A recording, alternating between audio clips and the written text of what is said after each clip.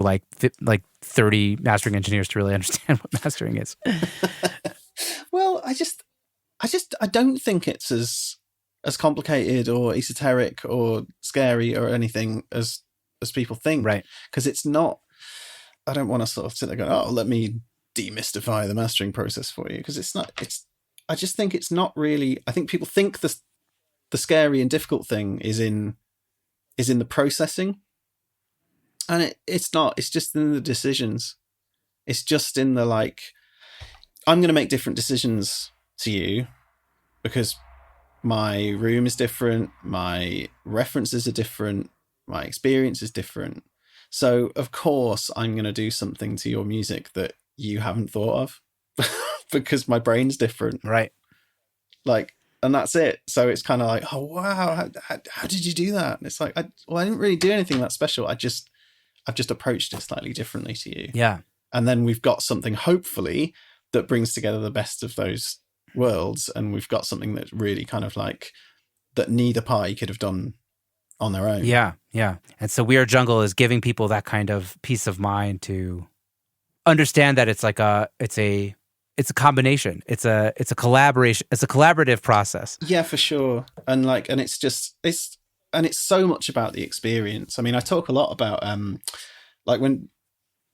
I've said this before, the thing that I want to do more than anything else is to send an artist away with 100% confidence in their music.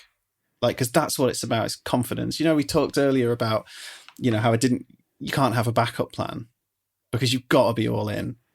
And you've got to be all in with your belief as well, with your music. You've got to be like, right, this is a banger. This is brilliant. And obviously that does come from making it sound good, but it's also about the experience as well. It's about the experience of how your communication with a mastering engineer and how they speak to you and how they make you feel. Mm-hmm. And because I don't come from a studio system at all. I'm pretty much self-taught and, pretty DIY. The idea that that there's studios that would speak to musicians like they're dumb and like they don't understand their own mixes and stuff is just absurd. That's crazy. And I'm not saying a lot of people do this. I'm sure they don't, but everyone seems to have these experiences where the mastering engineer tears someone's mix apart or something, and it's like, oh God, there's just no need for that at all. So I think one of the big things with Weird Jungle is to just make sure that everyone has a really nice experience as well. To just be encouraging and just make the whole thing just nice. Yeah. Because it's your art. Right. You've got to feel good about it. Exactly. There's no right or wrong. It's just taste. And, the mastering engineer is hopefully coming with that objective, last set of ears to kind of help you sign off and say, this is good. And I've spoken with a bunch of people recently about the idea of instilling confidence in the artists that you work with. And I think the first episode was, there were a couple, but Sam Moses, also a mastering engineer, is like, I instill confidence that people say this is done, and it's done when I say it's done.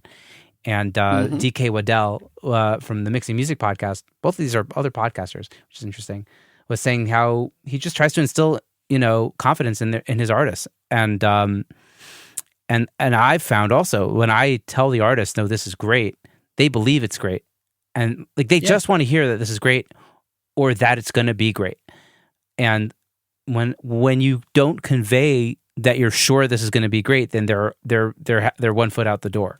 They just want to know that if they're coming to you, they can trust you because you have to instill that confidence and say I can do this. And the only way to do that is by knowing how to do it and having done it enough, For sure. I think it was Ian Shepherd who called it the element of the introduction of the element of doubt, where if at any point in the chain someone chimes in and it's just I'm not so sure about that, you've lost it.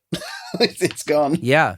So it's kind of think about your sales calls, or if you're talking to an artist that maybe wants to hire you, and like of the artists that like haven't hired me, it's often because I've maybe said something like I don't know, I'm not sure, like where I doubted if I was the right person on the phone call or whatever, or in the studio, or like if at any moment I said I don't know, like I'm not sure if I can do this, then they've already sort of lost that faith.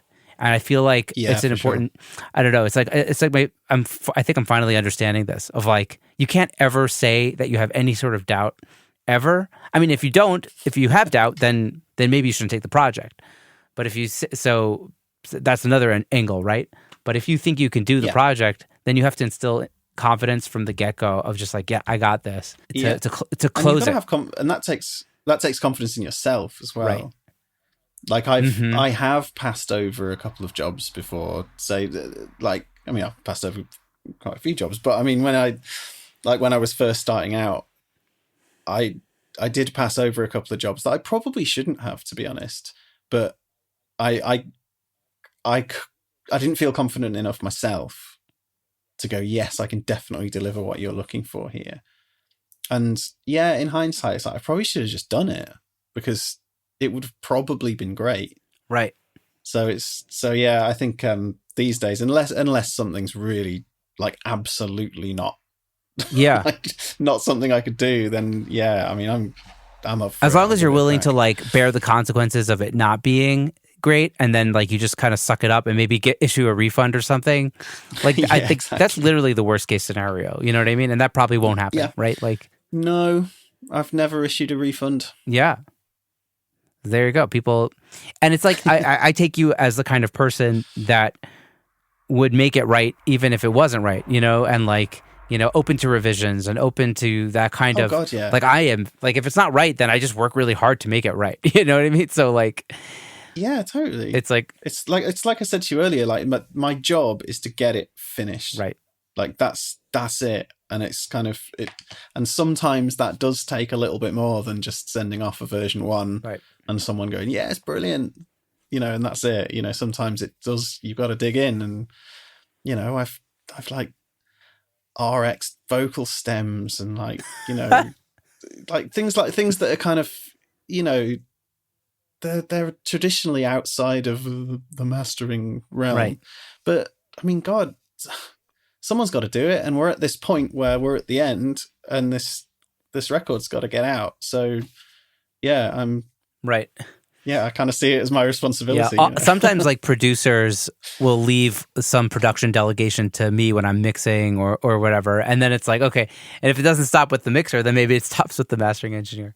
Yeah, like, exactly. Eventually down the chain, hopefully somebody catches these issues. Yeah, but if it has reached me, and there are things that I can do to help, because I mean, yeah, what's the alternative to send it back and just go like, oh no, this needs to go back to the producer, or this needs to go back to the mixing engineer? And sometimes it does, but if it doesn't really need to, and it's just a case of you going, well, that's not my job, then come on. Yeah.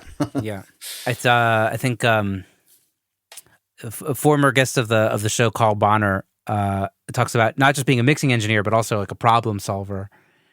And it's like, okay, if it's like you're hiring me to mix the song, but inevitably there's going to be something else that comes up where like I'm going to have to use my production chops and hat to kind of like help get it across the line. And I think that's kind of what you're saying is like you just sometimes have to like you just have to give it that extra 110%, Yeah, completely. And sometimes it even goes beyond the final master file, and after everything's paid up, because then. I mean, I work with a lot of artists, like completely independent artists, completely DIY artists, and some of them are really early on in their career, and so once they've got that master file, like, what do you do then? How do you get it onto Spotify? Yeah, like things like that. That it kind of people like us, you just kind of take it for granted because you do it all day, but yeah, of course, you sometimes have to go, oh yeah, well, there's these things called online digital distribution places called like DistroKid or whatever. And, yeah.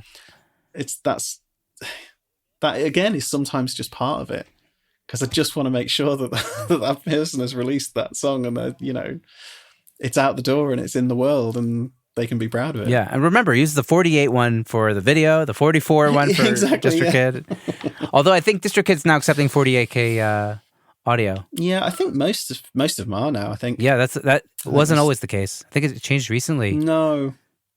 Yeah, so I think CD Baby and I think there's one more that are still holding out. 4416.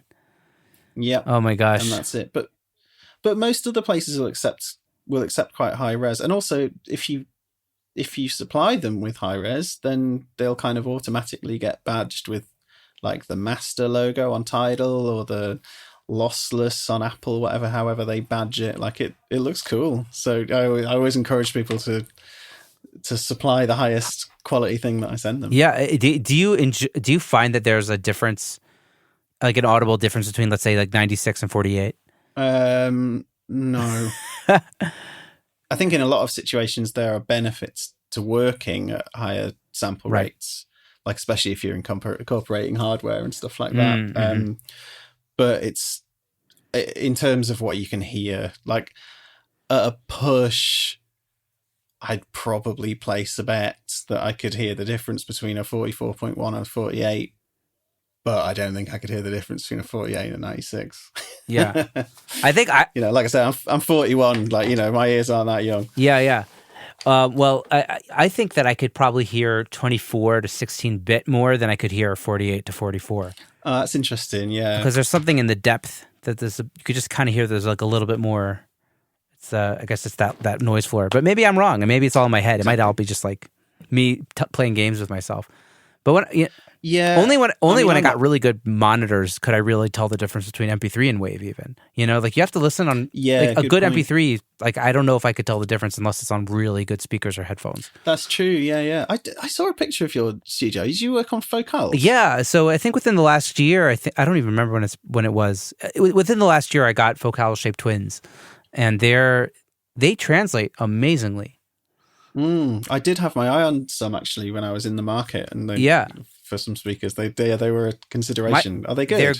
I think they're great. I mean, I see you're with the Neumanns, right? Yeah. My acoustician recommended these speakers to my buddy who he treated his room for, and then I kind of just like went around and saw what I could. Basically, I saved up a long time for these, but they're just translating really well. Which is not like my old speakers, which didn't translate. So, like I was like, it was a good joke. I was like still on HS80s. Right. You got to start somewhere, but I was with them for too many years. I had outgrown them years before I finally got rid of them. And the mid-range just was not translating. Like I had really good low end. Like I could get 40 hertz. I could get kick drums and basses to work nicely, but it was like where the vocal, is interacting or what I'm notching out, it would sound one way on the speakers and it would sound a different way on AirPods, and like this Focals, the mid-range works like across the board, and that's the most important thing, right? It is. Yeah, definitely. I mean, I work with the Neumann KH310s, I think they are, but I've got this KH750 sub as well, which is amazing, but not obviously it does great things for the bass, but it's what it's done for the mid-range. It was the big because it took the weight off a little bit. Yeah, it gives you so much more headroom, and it opens up the speakers. I remember I had the first time I put a sub in, because I used to when we first got the studio, I had we were using Adam A77X's, the three-way ones, and they're great. And I just bought a little sub, it was only like the same size cone as the main speakers. It was like a 7-inch cone or something. But yeah, the difference it made just taking those frequencies away from the satellites to just open up the mid-range was amazing. Like it's just, it made all the difference. I sort of wouldn't want to work without a sub now, but for that reason. That's really. Super interesting. Yeah, maybe one day I'll get sub. I don't know if I could get sub in this room. It's not big enough. But yeah, I mean, again, I'm not a mastering engineer, right? So like me hearing down to 40 hertz is, but you know what? Again, like you said, it frees up the other parts of the speaker. So what to think about? Yeah. I mean, it's funny. I mean, they're not, I don't know. Again, we're talk about gear and, what people say that you should that you should have and all that sort of stuff. And it's like those, like that Neumann rig is probably considered like a